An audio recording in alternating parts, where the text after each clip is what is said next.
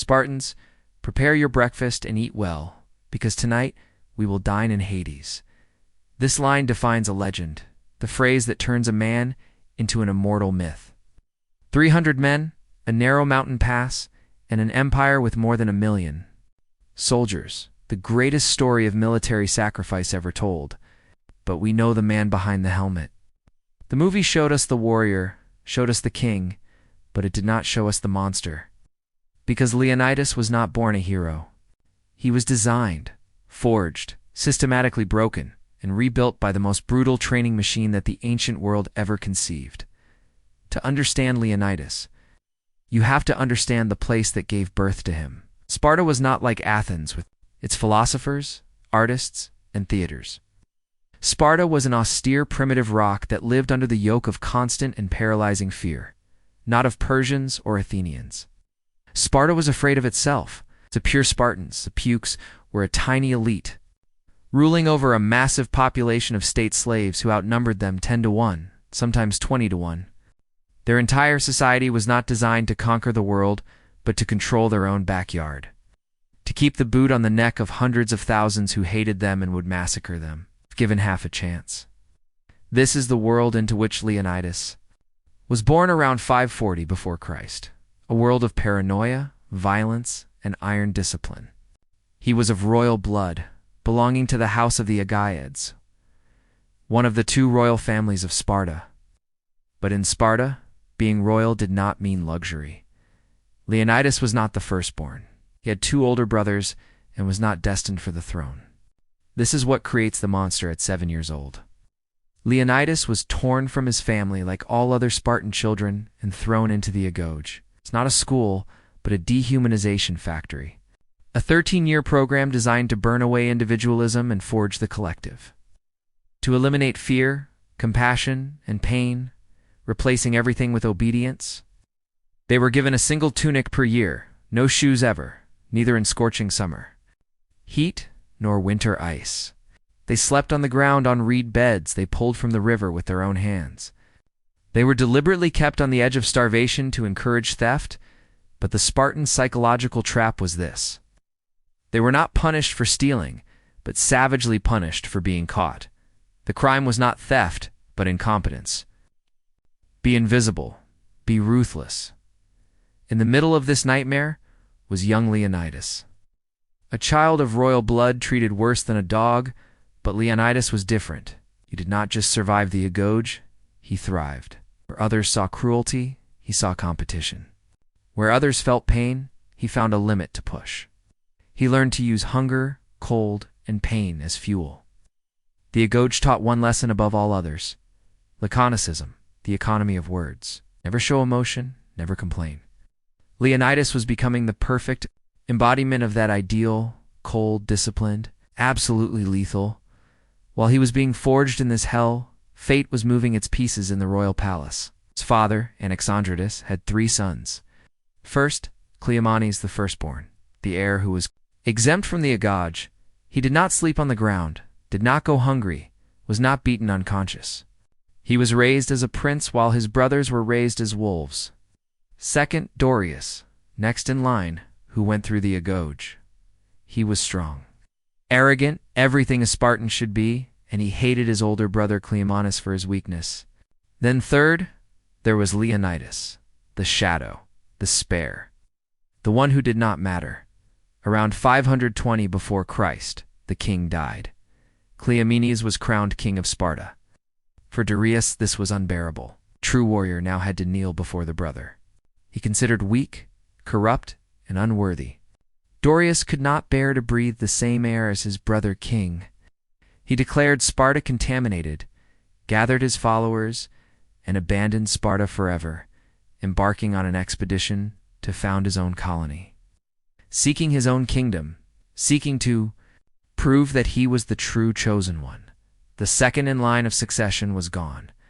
Now all attention fell on King Cleomenes. Power revealed the truth. Cleomenes was not just a bad king, he was unstable, impulsive, volatile. He started wars without permission of the EFRs, the magistrates who oversaw the kings. His behavior became increasingly strange. Meanwhile, news reached Sparta that Darius's expedition in Sicily had been a disaster. Carthaginians.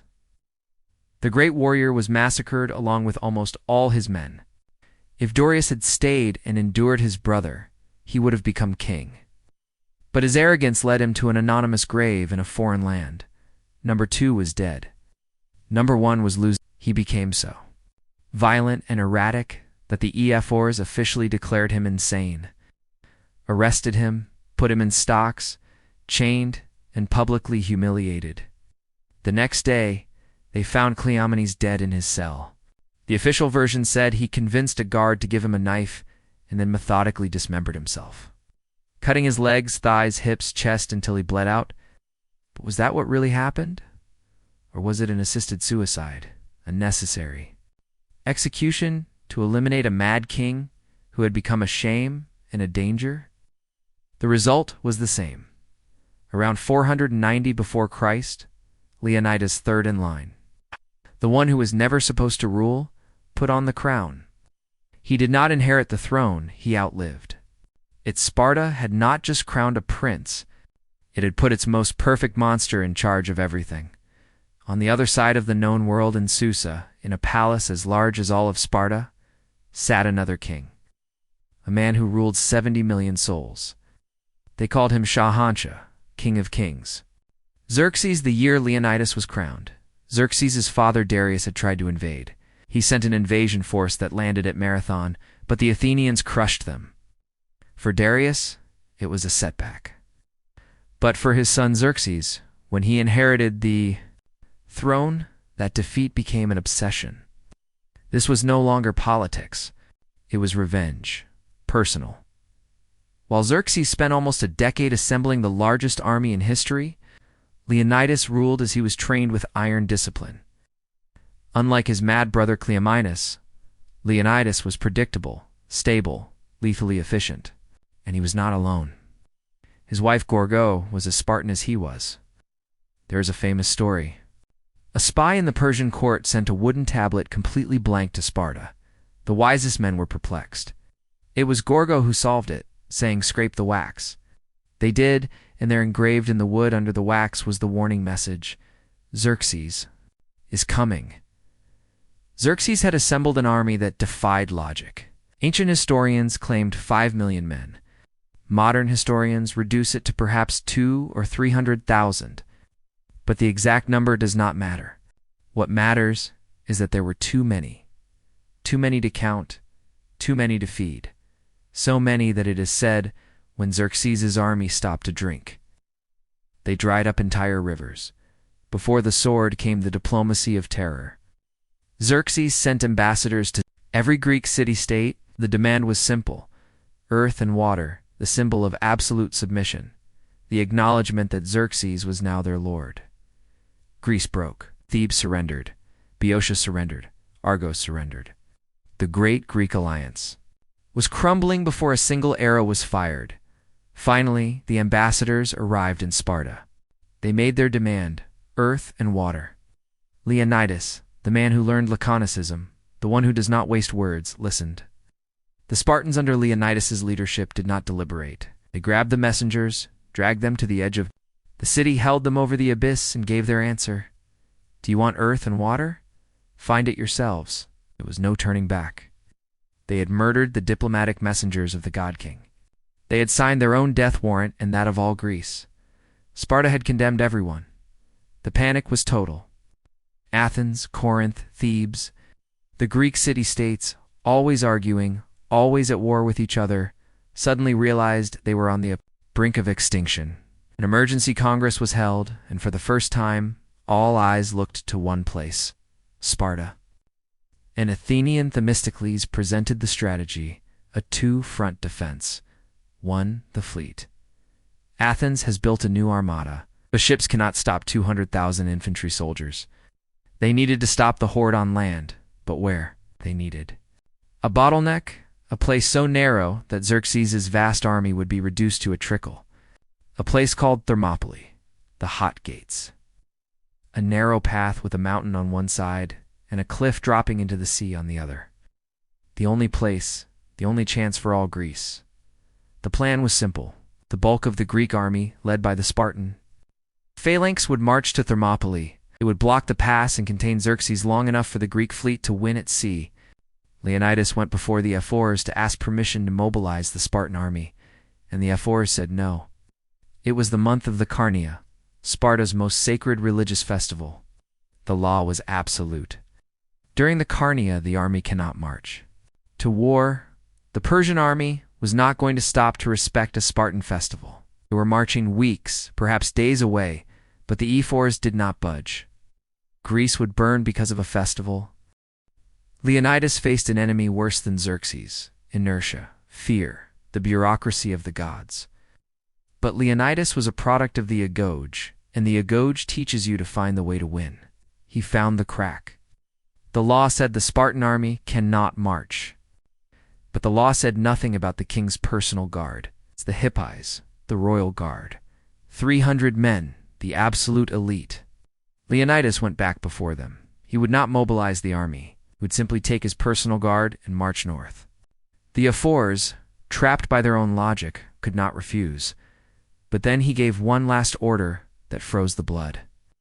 Leonidas looked at his 300 elite soldiers and told them that only those who already have living sons can go. Why this order? So specific. So cruel? Because Leonidas knew the truth. This was not an advance guard. They were not going to scout terrain. They were not going to contain the enemy. They were going to die. He knew that 300 men cannot stop 200. 1,000. The plan was not victory. The plan was sacrifice. He was choosing the men whose bloodlines would not be extinguished with them. This was not a military mission. It was a ritualized suicide. In Sparta, farewells were not for the weak. Spartan women handed the heavy bronze shields to their sons, and husbands with a single order: come back with it or on it. Victory or an honorable corpse carried on the shield. Gorgo asked him the final question, not "Why must you go?" but "What must I do?" Leonidas's answer was cold, practical, heartbreaking. Marry a good man, have good sons. The 300 marched. Before facing the god king, Leonidas made a stop at Delphi, the most sacred place in Greece, to consult the oracle of Apollo. 8. Priestess spoke, her voice a hiss, and gave Leonidas one of the most famous prophecies of antiquity. Either your great city is razed by descendants of Perseus, or the land of Lacedaemon will mourn the death of a king. The message was brutally clear. To save Sparta, a king must die.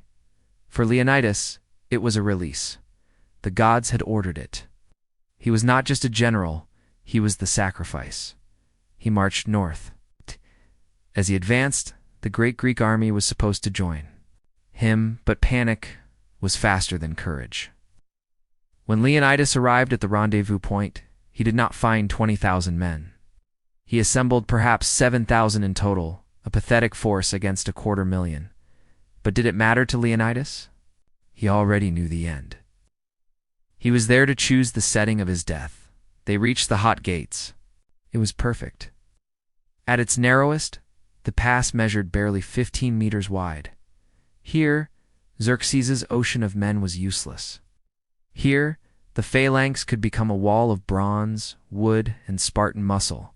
They waited. The scouts returned pale, eyes crazed. With terror, they had not seen an army. They had seen a continent in motion, a human tide so vast that the dust they raised darkened the sun. Then the vanguard arrived. Xerxes himself advanced until he could see the small stone wall and the 7,000 men. At the front, the 300 Spartans, with their red cloaks and horsehair-crested helmets, calmly combing their long hair. Xerxes sent one final emissary. The offer was simple: surrender, hand over your weapons. Leonidas, the monster of the agoge, the master of laconicism, smiled and gave the most famous reply in military history. 2 words that will echo for eternity: Molin Labe, come and take them. For Xerxes, this was incomprehensible. At dawn on the 5th day, Xerxes ordered the assault. He sent 10,000 troops. They crashed against the phalanx. This is what the agoge designed them for, not as individuals, as a machine, a porcupine of steel and muscle. The Spartans in the front row locked their shields. There was no gap. The second row lowered their 3-meter spears over the shoulders. Of the first, the third row did the same. It was a 3-layered wall of death. The Persians could not get close. They died meters away, impaled. Leonidas was at the front and gave the order. Athismos, the push. The Persians behind, who could see nothing, kept pushing forward. Those in front, who saw everything, could not retreat. They were being crushed by their own army. Xerxes was furious, humiliated. He sent the elite, his personal guard, 10,000 men, the immortals. They charged. The fighting was harder, the line bent, but the Spartan phalanx was not based on the individual. It was based on the brother beside you. For every Spartan who fell, another took his place. The bronze wall held. The first day ended. The narrow pass was filled meters high with thousands of Persian bodies. The sea was red. For 2 days, the largest army in the world was stuck, stopped by a handful of men. Xerxes was desperate. His invasion had failed. There was no way to flank them. But one man could change everything. He was not a soldier. He was a local shepherd, a trader named Ephialtes. He approached Xerxes with a secret, a hidden path, goat trail that went around the mountain and came out behind Leonidas. Xerxes did not hesitate. He sent General Hydarnes and the Persian elite on a forced march all night. They climbed the mountain through oak forests. The Phocians were on guard, but 2 days had passed. Nothing had happened. They were relaxed. Suddenly, arrows flew from the mist. The Phocians were not Spartans. They broke. They fled. The path was open. A scout arrived with the same message. They are behind us. The path has fallen. We are surrounded. This was the moment. Xerxes' army was in front. The immortals were at their backs. They were trapped. Panic erupted. The commanders ran to Leonidas. We must retreat. But the oracle had spoken. Sparta will mourn the death of a king. Leonidas was not surprised. He expected it. Destiny had come. To collect its debt, he gave the order. The final order: retreat. He ordered the thousands of Greek allies to flee, to save themselves, to return to their cities, to warn Athens. Their job was to live to fight another day. Everyone left except 2 groups. The 700 Thespians refused to go. Their city was right in Xerxes' path. They would die here with the Spartans and the 400 Thebans. Leonidas did not trust them. He forced them to stay, not as allies, as hostages. The pincers closed. Barely 1,000 men remained. The 300 Spartans, the 700 Thespians, the Theban hostages against the world. Leonidas removed his helmet, breathed the morning air, looked at the 300 men who followed him into hell. He knew his death would save Sparta. There was no more strategy, no more wall to defend. Only death remained. Leonidas shouted the line that defines his legend. Spartans, prepare your breakfast and eat well, because tonight we will dine in Hades. They no longer defended. They charged. Leonidas and his last men did not wait for death. They ran toward it, abandoned the safety of the wall, and charged straight into the vanguard of the Persian horde. They penetrated the lines, killed scores. Leonidas was at the front. He was not a king. He was a butcher. He knew he had to die, but he would take as many as he could. The Persians, terrified by this superhuman fury, fell back. They did not dare face him hand to hand. They riddled him with arrows. The king fell, but the battle was not over. The fight for the body began. The Persians rushed to claim the king's corpse, and the remaining Spartans formed a shield wall over Leonidas's fallen body. 4 times the Persians charged. 4 times the Spartans repelled them. 2 of Xerxes' brothers died in the attempt, the last survivors. Wounded and broken, dragged Leonidas's body to a small hill. They no longer had spears. Their swords were broken. They fought with their hands, with their teeth. Xerxes could bear it no longer. He gave the final order. The sky darkened with arrows. When the sky cleared, the silence was deafening. There were no screams, no clash of steel, only the wind. Xerxes had won. The pass was cleared. He had paid for it with the blood of 20,000 of his best men, including 2 of his own brothers, all to kill 300 Spartans and 700 Thespians. Xerxes sought the body of his enemy, found the hill and the riddled corpse of the Spartan king lying on a pile of fallen immortals, and here Xerxes made his final mistake. In a fit of impotent rage, he ordered that Leonidas's body be decapitated and his head impaled on a pike, his body crucified. But he had not erased him. He had made him immortal. The news of the massacre flew. The story they told was not of defeat but of sacrifice. They told the story of the oracle, of the king who marched knowingly to die, of 300 men who stopped the largest army in the world for 3 days. Leonidas bought Greece the one thing Xerxes' money could not: time. Time for Themistocles to position his fleet, time to evacuate Athens, and most importantly, time for Greece's fear to turn into rage. The story of Thermopylae struck the Greek city-states like lightning, the shame, the guilt. Ow. While they hesitated, while they respected festivals, while they argued, 300 men of Sparta and 700 of Thespia died for them. The hesitation was gone. Terror was replaced by vengeance. Weeks later, in the Strait of Salamis, the Greek fleet, inspired by the sacrifice, crushed Xerxes' armada. Xerxes, in panic, fled back to Asia. A year later, at the Battle of Plataea, the Spartans finally marched with full force. They led the charge that annihilated the rest of the Persian army and ended the invasion forever. The oracle was fulfilled. Sparta was saved. The price was a king. Leonidas was not a philosopher. He was not a great builder. He was not a good man. By our standards, he was something else. He was the perfect creation of an imperfect and brutal system.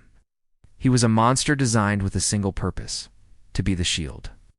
The Agoge stripped him of his fear, his compassion, and his individuality. And in Greece's darkest hour, those were the virtues they needed. Xerxes thought that by desecrating his body, he was winning.